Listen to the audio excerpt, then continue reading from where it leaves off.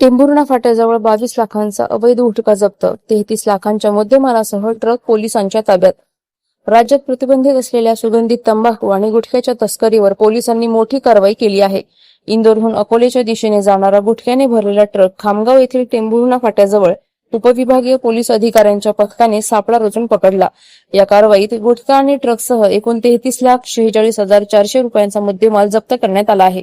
मिळालेल्या माहितीनुसार ट्रक क्रमांक MP 09GH 8165 हा इंदोर इथून अकोल्याकडे जात होता. या ट्रकमध्ये मोठ्या प्रमाणात अवैध गुटखा असल्याची खात्रीशीर माहिती उपविभागीय पोलीस अधिकारी यांच्या पथकाला मिळाली होती. या माहितीच्या आधारे पथकाने टेंभुर्णा फाट्याजवळ नाकाबंदी करून संशयित ट्रक थांबवला. पोलिसांनी ट्रकची झडती घेतली असता त्यामध्ये मोठ्या प्रमाणावर गोणी आढळून आल्या. 40 पोते गुटखा, 10 पोते तंबाखू असा एकूण 22,46,400 रुपये किमतीचा प्रतिबंधित साठा जप्त करण्यात आला. तसेच वाहतुकीसाठी वापरण्यात आलेला ट्रक असा एकूण 33,46,400 रुपयांचा मुद्देमाल पोलिसांनी ताब्यात घेतला आहे.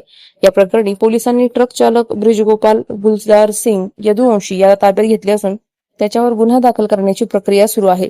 हा गुटखा कोठून आला आणि तो अकोल्यात कोणाकडे पोहोचवण्यात येणार होता याचा पुढील तपास पोलीस करत आहेत.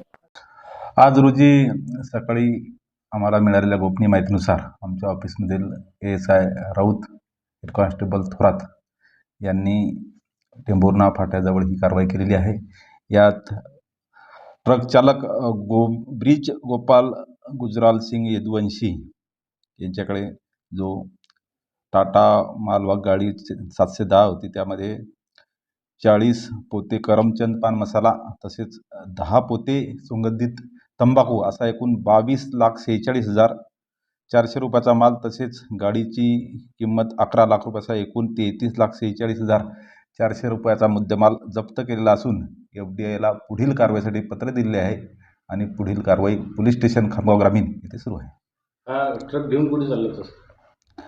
सध्या चौकशी सुरू आहे. तपासानंतर त्याबाबत अधिक माहिती मिळेल.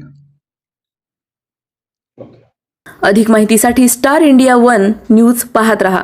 चॅनलला सबस्क्राईब करा आणि अशाच अपडेट्ससाठी बेल आयकॉन दाबा.